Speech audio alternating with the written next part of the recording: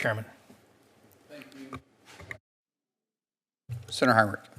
Thank you, Chairman. Mr. Dodaro, GAO receives more than 100 new report mandates a year, plus another 150 reoccurring mandates. In addition, GAO is responsible for informal technical assistance and resolving bid protests.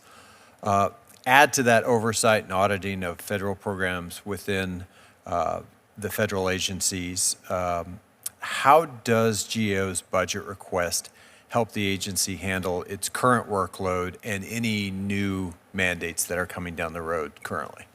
Yes, we maintain active conversations with all the committees across the Congress on what their highest priorities are. So we have a good sense, and we reprioritize as events occur, like as administrations start new initiatives, or there's a change in the environment, for example, a natural disaster, or there's a global conflict, or there's a pandemic or some other event that happens.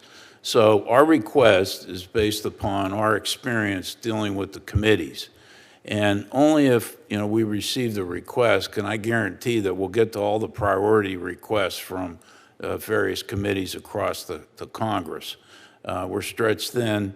Our budget has not grown as the federal government has grown over the years. I mean, in inflation-adjusted terms, the federal government spending has increased 116%.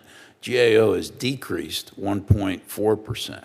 So we need this to stay abreast. You spoke about data. How has the access that DOGE has had and the modifications of government IT systems impacted GAO's ability to conduct oversight and audits of federal programs on behalf of the Congress? Yeah, right now we're auditing the DOGE access as to the access they had, what changes. We're looking at the digital footprint within each of these major systems across government, where it's Social Security, Treasury, OPM, and others. And so we'll have a better idea about what impact DOGE's access has had on the data systems, and whether there's been any information input into the system or taken out of the system.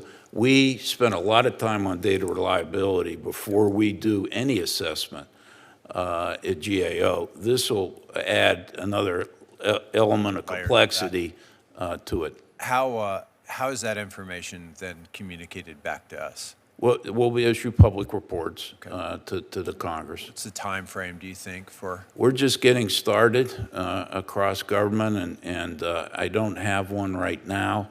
We're going to try to provide iterative reports. In other words, we'll do them as they're available for each agency. I'm not going to wait until we complete this work across the government.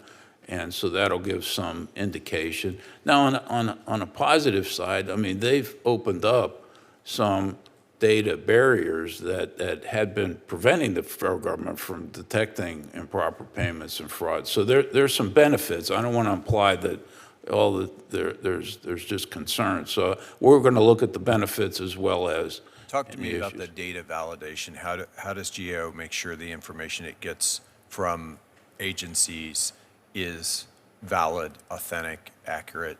Yeah. Well, a lot of these a lot of these databases we work with year in and year out over time. So first we'll look at what the agency does itself to validate the information. What kind of checks do they put in place? We'll do some testing. We'll do some data edits to see if there are any anomalies in the data. And so we have a whole set of methodologies and procedures. I've got experts in this area that assist each of the audit teams. And then in some cases, we audit the federal government's financial statements. So we're doing our own sampling and testing of the accuracy of the federal financial information. I can imagine that's probably never been more important than it is right now.